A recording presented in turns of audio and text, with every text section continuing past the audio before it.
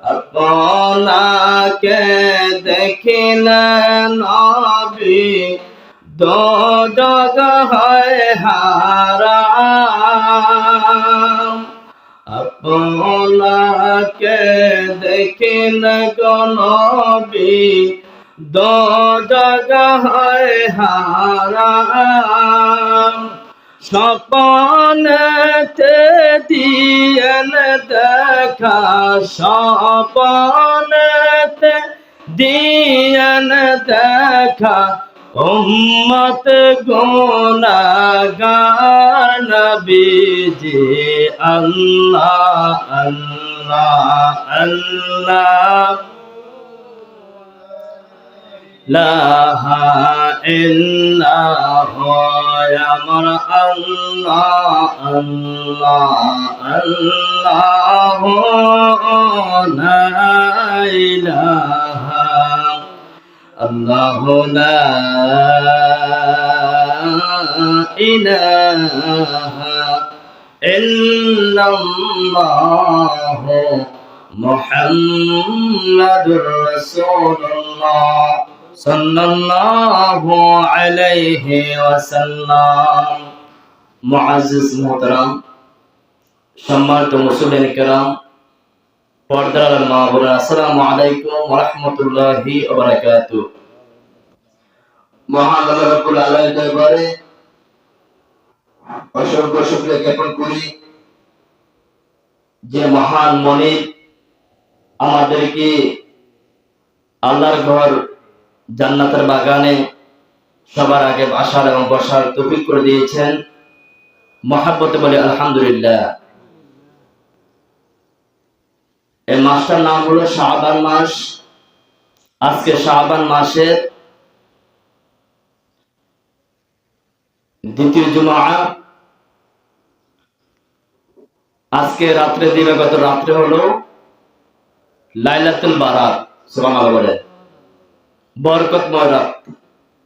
তো আল্লাহ রাব্বুল আলামিন আমাদেরকে এই শবে বরাতের দিন এবং যদি আল্লাহ হায়াত দেয় আমরা লাইলাতুল বারাত যদি পাই আলহামদুলিল্লাহ। তো আজকে আমরা জুমার দিনে আলোচনা করব। আজকে জুমার আলোচনা বিষয় হলো জান্নাতের বিবরণ। সুবহানাল্লাহ বলে কিসের বিবরণ? জান্নাতের বিবরণ।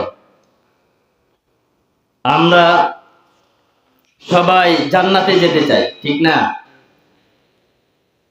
আমরা মুসলমান হিসাবে আল্লাহ তাআলা যে আমাদের জন্য একটা নেয়ামতের বাগান বানাইছেন, নেয়ামতের জায়গা বানাইছেন, যে মুমিন বান্দা ঈমানদার বান্দা দুনিয়াতে কষ্ট করবে, কষ্ট করার পর আমার হুকুম পালন করে আল্লাহ রাব্বুল আলামিন বলেন আমার প্রতিশ্রুতি রক্ষা করে আমি আমার ঈমানদার বান্দা এবং বান্দীদেরকে জান্নাত দিব। তো সেই জান্নাতটা কেমন আমাদের জানা দরকার আছে না? আছে। তো জান্নাতের বিবরণ আল্লাহ রাব্বুল আলামিন বন্ধুনয় বলেন দুনিয়ার জমিনে যারা জাররা পরিমাণ ঈমান আনবে, কি পরিমাণ? জাররা পরিমাণ ঈমান আনবে।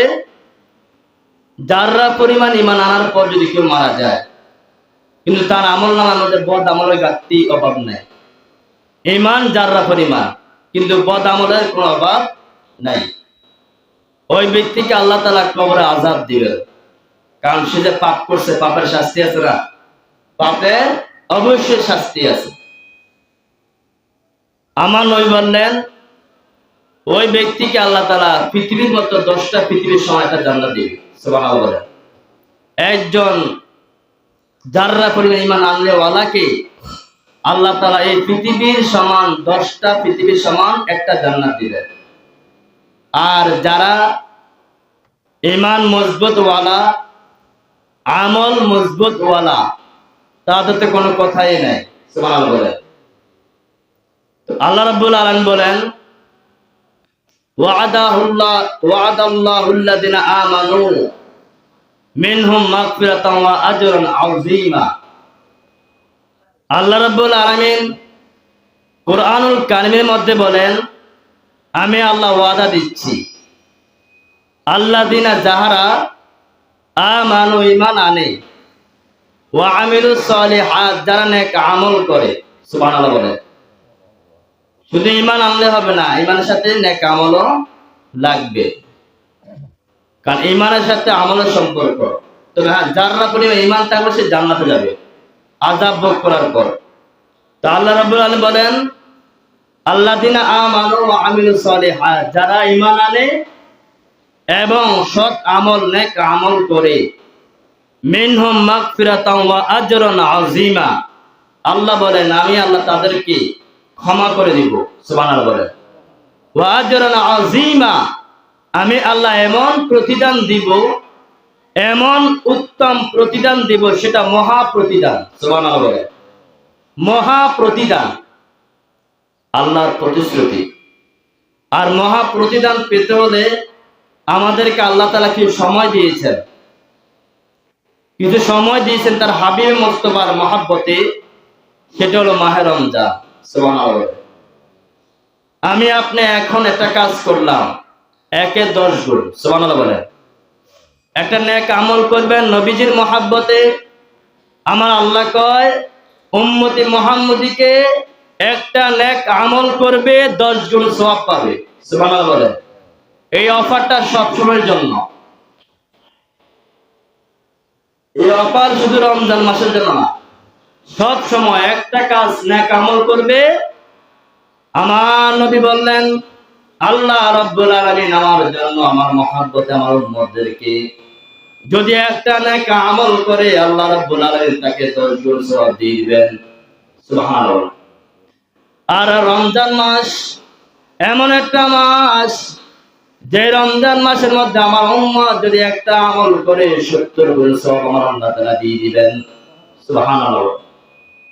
একটা নফল ইবাদত করলে ফরজের সওয়াব সমান সওয়াব দিবেন, আর একটা ফরজ যদি আদায় করে আমার উম্মত রমজান মাসে, তাকে 70টা ফরজের সওয়াব দিয়ে দিবেন, সুবহানাল্লাহ। রমজান মাসে আমরা তারাবি নামাজ আদায় করি না? রমজান মাসে আমরা তারাবি নামাজ আদায় করি। যদি আমার উম্মত কষ্ট করে 20 রাকাত তারাবি নামাজ আদায় করি, আমার নবী বললেন একটা সুন্নত অন্য মাসে রমজান মাসে ফরজ সওয়াব, আর একটা ফরজ অন্য মাসের একটা ফরজ রমজান মাসে 70টা ফরজের সওয়াব দিয়ে দিবেন, সুবহানাল্লাহ। তো এই রমজান মাসটা আসতেছে কষ্টের একটা মাস, ঈমানদারদের জন্য কষ্ট না, যারা বেনামাজি বা যারা বেরোজগার তার জন্য কষ্ট, কারণ রমজান মাস আসলে প্রকাশ্য খাবার খেতে পারে না, ঠিক না? এই জন্য রমজান মাসটা কাহার জন্য নেয়ামত। আসিতেছে রমজান, হাসিতেছে ঈমানদার, আর আসিতেছে রমজান, কাঁদিতেছে শয়তান, কারণ প্রকাশ্য দিবালোকে খাওয়া চলবে না। এই জন্য বেরোজগারি এখন থেকে কান্না শুরু করে দেয়, হারে অন্যদিন সকালবেলা খানা, দুপুরবেলা খানা প্রকাশ্য খাইলাম, কিন্তু রমজান মাস আসলে আর প্রকাশ্য খানা চলবে চলবে? মানুষ কি করবো? আল্লাহর ভয় করে না, মানুষ কি করবো? ঠিক নেই? আমি এত বড় নামাজি, যদি রোজা না রাখি মানুষ কি করবো? এরকম আছে না? নাকি নাই? আমরাও তো নাই, এমন আল্লাহর হাজার বান্দা আছে অনেক জায়গায়, নাকি নাই? ঘরের মধ্যে পর্দার খবর নাই, ঘরের মধ্যে মা বোনদেরকে পর্দার ব্যাপারে আমার যুবক ভাই মুরব্বী বারা বলে না, কিন্তু দোয়ার মধ্যে খাবার দোকানের মধ্যে এমন ভাই পর্দা দেয়, এমন ভাই পর্দা দেয়, মনে হয় যে এই দোয়ান দেয় মানুষ দেখলে গুনাহ হইব, ঠিক না? নাই মিথ্যা বললাম? অথচ আমরা মুসলমান, আমরা কি মুসলমান? আমরা মুসলমান। তো আমার নবী বললেন, মান গাশানি ফালাইসা মিন্নি, যে ব্যক্তি ধোঁকা দেয় সে আমার উম্মত নয়। নাউজুবিল্লাহ বলেন।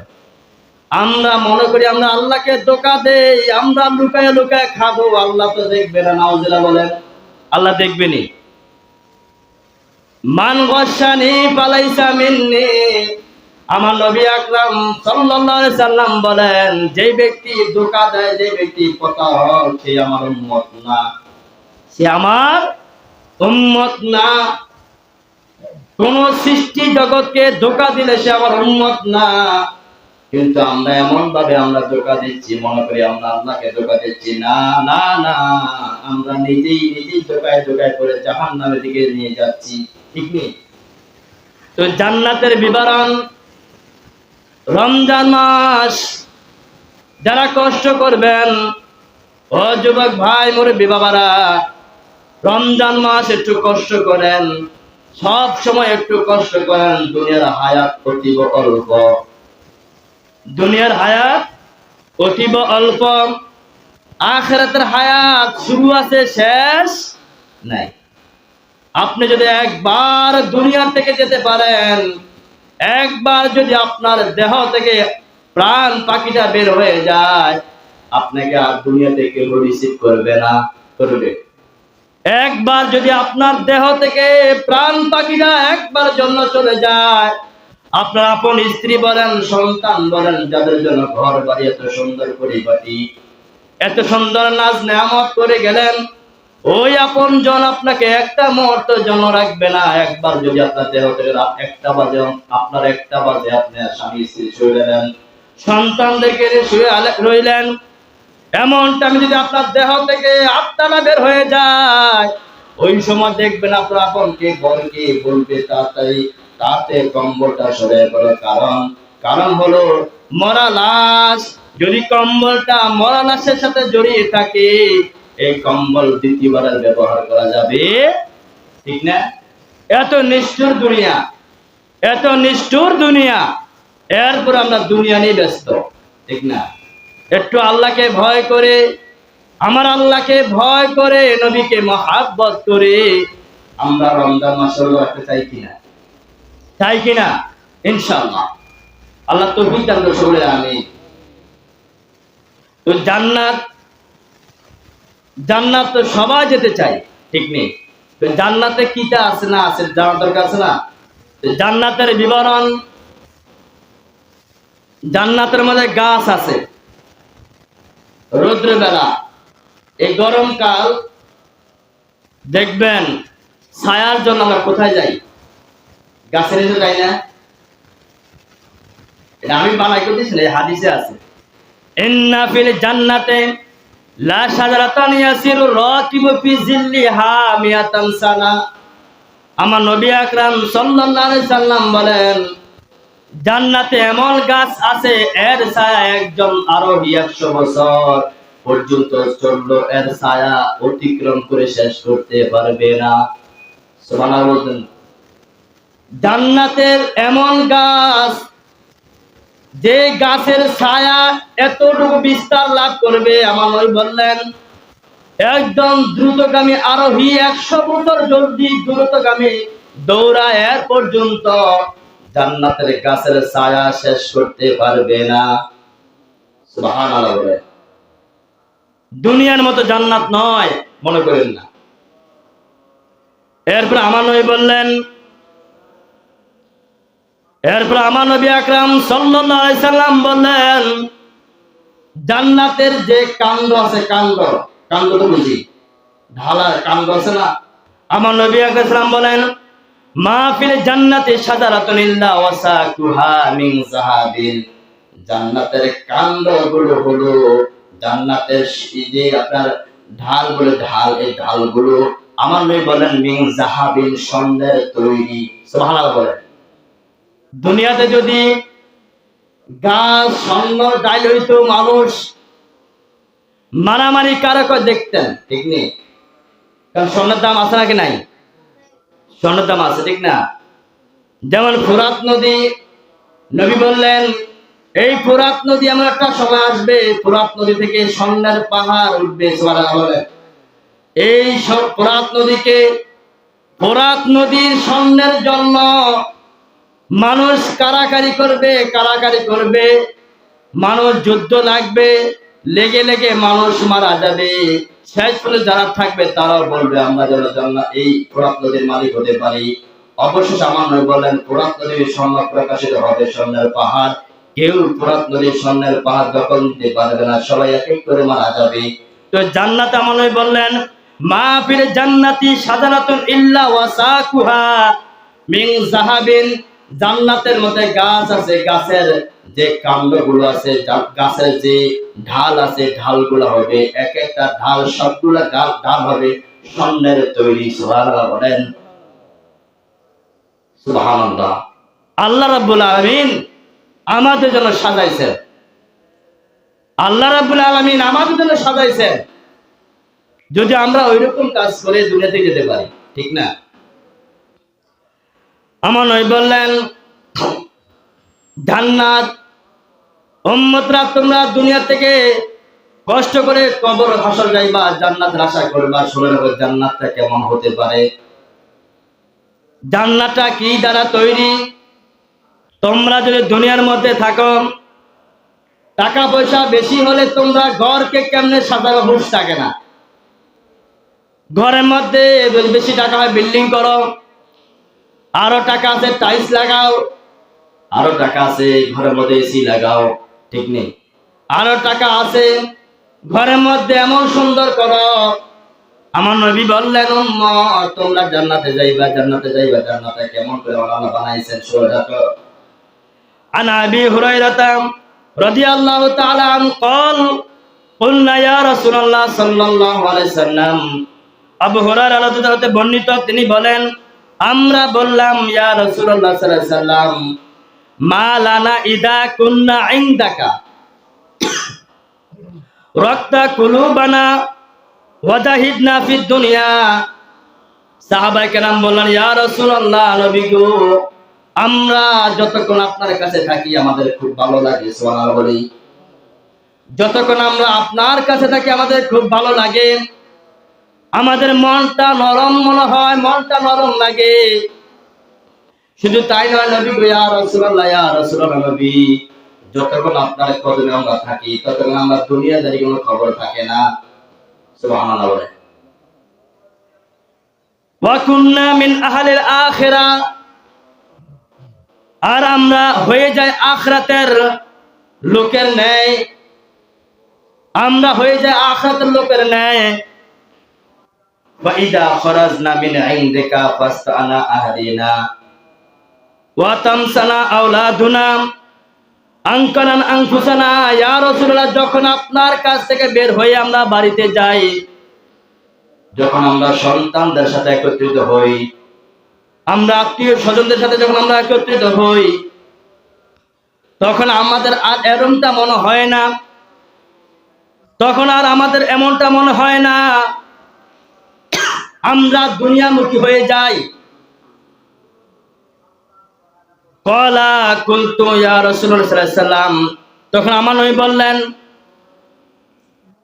আমার নবীকে সাহাবারা বলেন, ইয়া রাসূলুল্লাহ, আপনার কাছে থাকলে আমাদের দুনিয়াদারির কথা মনে থাকে না, আপনার কাছে থাকলে আমাদের মনটা নরম লাগে। আর যদি আমরা বাড়িতে চলে যাই, সন্তানদের সাথে খেলাধুলা করি, সন্তানদের সাথে আমরা মিশে যাই, আমরা দুনিয়ামুখী হয়ে যাই, এমনটা আমাদের কাছে কেমন মনে হয় কেন? সুবহানাল্লাহ বলে। আপনার কাছ থাকলে একরকম লাগে, আর বাড়িতে গেলে আরেক রকম মনে হয়।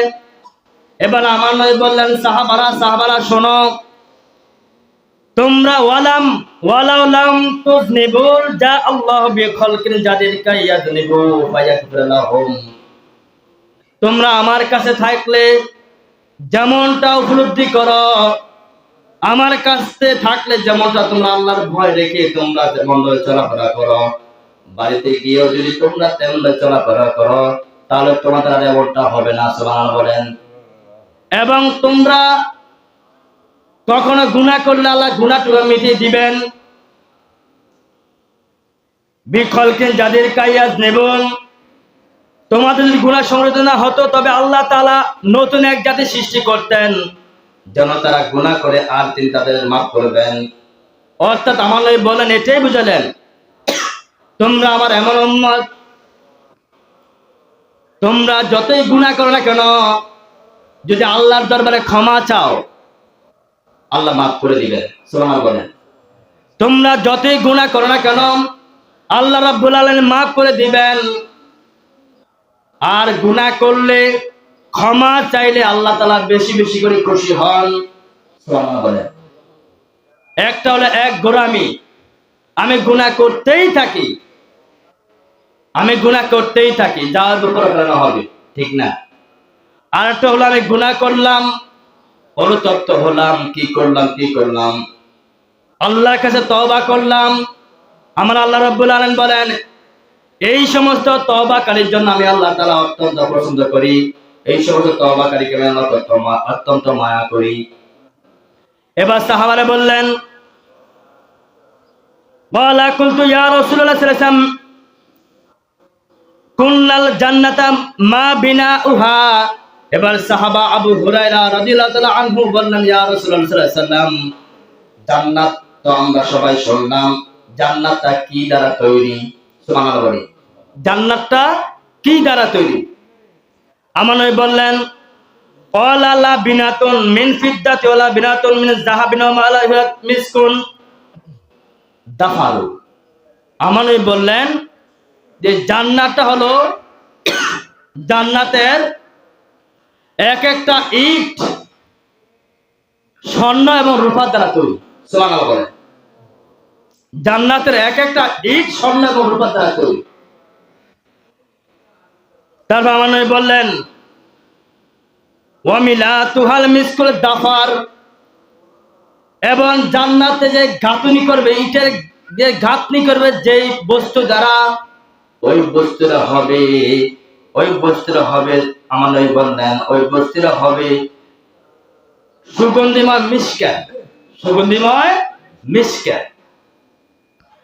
ওয়া হাসবুহাল লুলুল ইয়াকুত, এবং আমার নবী বললেন, এই জান্নাতগুলো সৌন্দর্যমণ্ডিত করার জন্য ইয়াকুতের পাথর দ্বারা জান্নাতকে সৌন্দর্যমণ্ডিত করা হবে।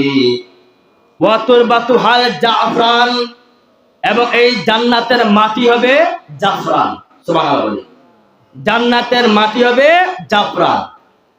আপনি দুনিয়াতে একটা দালান করতে হলে মাটি প্রয়োজন, ঠিক না? মাটি ছাড়া কোনো কিছু হবে না।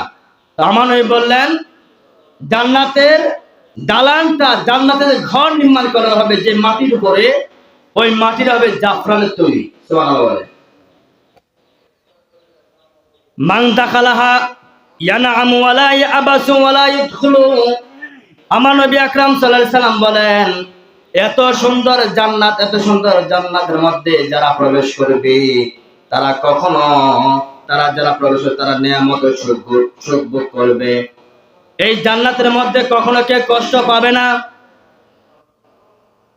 ওয়ালা ইয়ামুতু, এই জান্নাতে যারা থাকবে তাদের কখনো মরণ হবে না। জান্নাতের মধ্যে যেমন থাকলে মরণ হয় না, জান্নাতে থাকলে তেমন। জাহান্নামের মধ্যে মরণ হয় না। আমার নবী বলেন, যারা জান্নাতে থাকবে তারা সুখ শান্তিতে ভোগ করবে, এবং জান্নাতের মধ্যে যারা থাকবে তাদের কখনো অভাব হবে না, তারা কখনো বৃদ্ধ হবে না, তারা কখনো মরণ হবে না। আমার নবী একদিন সাহাবাদের কাছে বললেন, একদিন আমার নবী একটা হাদিস বর্ণনা করলেন।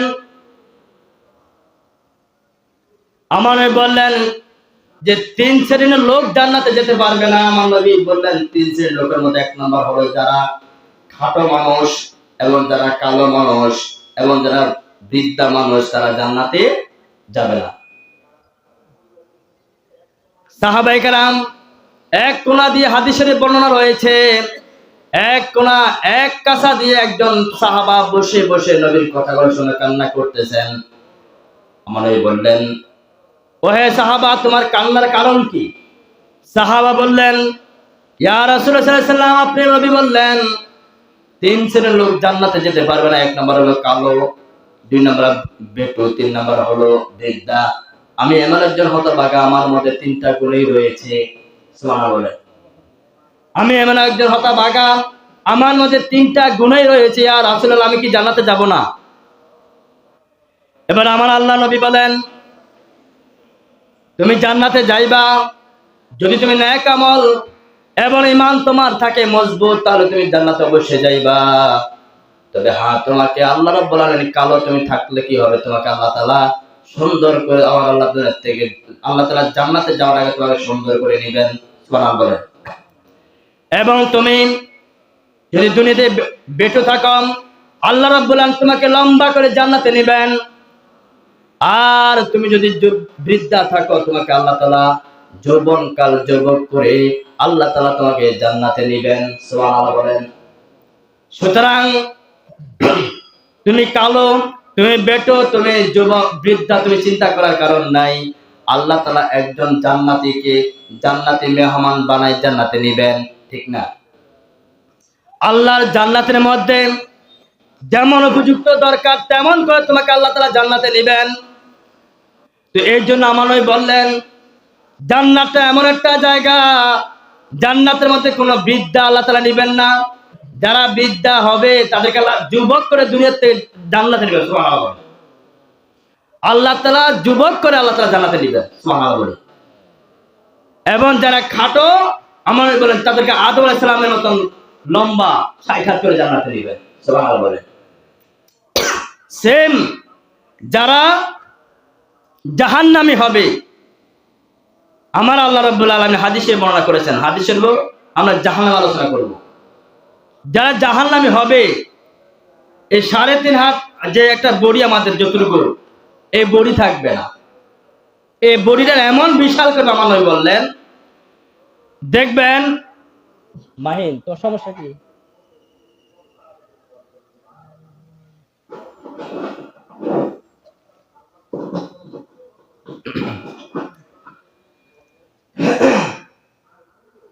আপনার দেহের মধ্যে আযাবটা সহনশীল যতটুকু হওয়ার দরকার, আমার আপনার চামড়াকে ততটুকু করা হবে।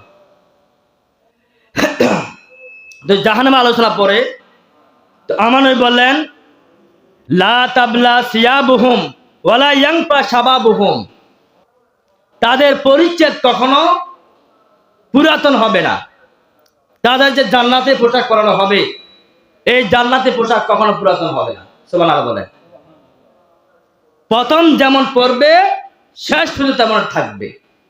যেমন মা মরিয়ম আলাইহিস সালাম, তিনি হাদিস এবং তাফসীরের মধ্যে সূরা মারিয়ামের তাফসীরের মধ্যে রয়েছে, মারিয়াম আলাইহিস সালাম তিনার দৈনিক তিনি এতটুকু বলতেন, অন্যান্য বাচ্চা 1 মাসে যতটুকু বলতেন, মরিয়ম আলাইহিস সালাম তিনি একদিনে তা বলতেন। সুবহানাল্লাহ বলেন।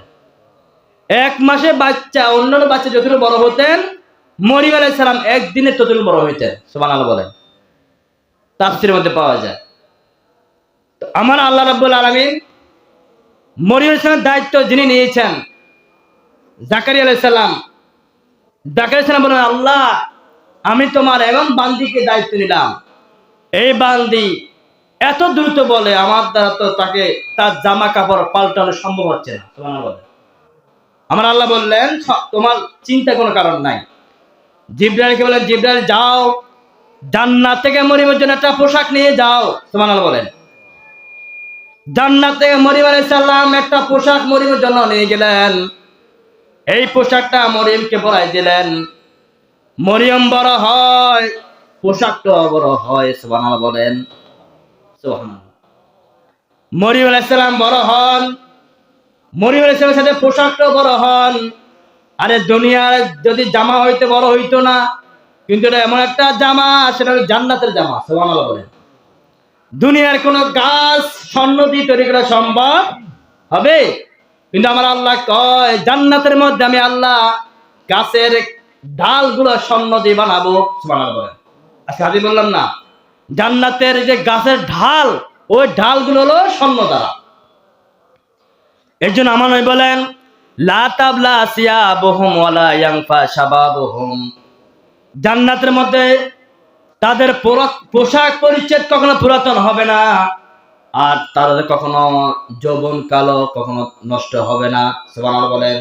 আল্লাহ রাব্বুল আলামিন যারা যুবক, তাদের যুবক অবস্থা মারা গেলে তাদের যৌবন যেমন এমন থাকবে, আর যারা বৃদ্ধ অবস্থায় মারা যায় তাদেরকে বৃদ্ধা থেকে যৌবন করে আমার আল্লাহ জান্নাতে নেবেন। এই যুবক, এই যৌবন কাল কখনো কখনো নষ্ট হবে না। সুবহানাল্লাহ বলেন। সুম্মা ক্বালা সালাসাতুন লা তুরাদ্দু দাওয়াতুহুম। আমার নবী বললেন এই জান্নাতের জন্য এমন 3 শ্রেণীর লোক যদি দোয়া করে আমার আল্লাহ তাদের দোয়া কবুল করবে। এক নম্বর হলো আল ইমামুল আদেল, যারা ন্যায়পরায়ণ শাসক। কি পরায়ণ?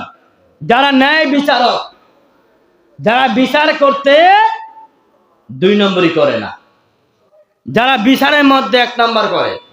যদি বাবা হয়, যদি বাবার পক্ষে বিচারটা আপনার যেই কোনো লোক হোক না কেন বিচার সঠিক করে, আমার নবী বলেন ওই ন্যায় বিচারকের জন্য ওই ব্যক্তি যদি জান্নাতে যদি দোয়া করে আল্লাহ তাআলা তাকে এই জান্নাতে দিবেন। সুবহানাল্লাহ বলেন।